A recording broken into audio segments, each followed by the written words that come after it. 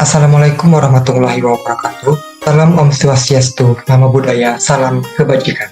Perkenalkan, saya Diki Kurniawan dengan NIM 226601824. Di video ini, saya akan melakukan presentasi terhadap analisis sentimen pada diskusi Dulu Mulyono, Kini Mulyadi. Apa itu analisis sentimen? Analisis sentimen merupakan proses menganalisis dan memahami data teks yang benar dan beragam di platform media sosial untuk menentukan apakah emosional dari pesan tersebut bernilai positif, negatif, ataupun netral.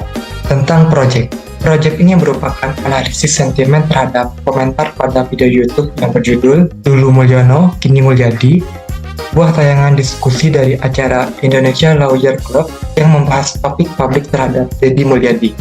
Data diambil dari Kaggle sebanyak 2085 data, kemudian dilakukan proses pre-processing, dilanjutkan pelabelan sentimen menggunakan lexicon base atau berbasis kamus, dan klasifikasi menggunakan model LSTM.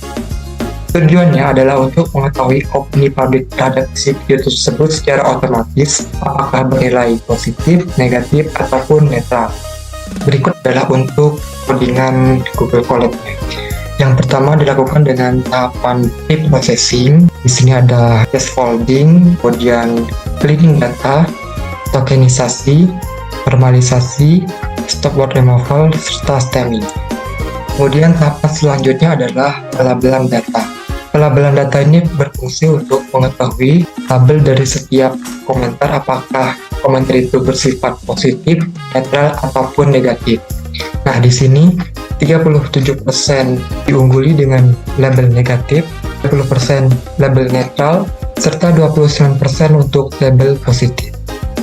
Kemudian setelah dilakukan pre-processing dan pelabelan data, selanjutnya dilakukan untuk melakukan training dan testing data.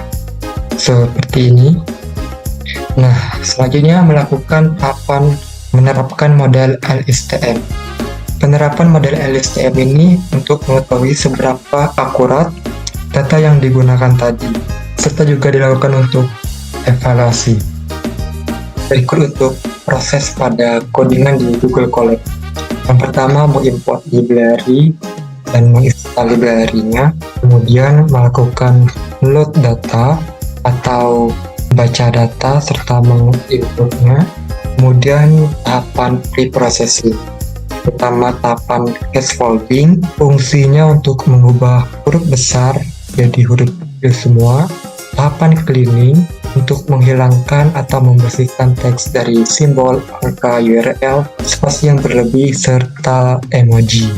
Kemudian tahapan tokenisasi, fungsinya untuk memecah kalimat menjadi beberapa bagian atau membuat token. Tahapan selanjutnya normalisasi, fungsinya untuk menormalisasikan kalimat agar menjadi kalimat baku berdasarkan kamus leksikon, seperti kata UTK menjadi untuk. Selanjutnya stop word removal, fungsinya untuk menghilangkan kata-kata yang tidak penting atau tidak berpengaruh, seperti kata mulai dihilangkan. Kemudian tahapan stemming. Tahapan stemming ini adalah untuk menghilangkan kata-kata yang berimbuhan, seperti dimanfaatkan menjadi manfaat.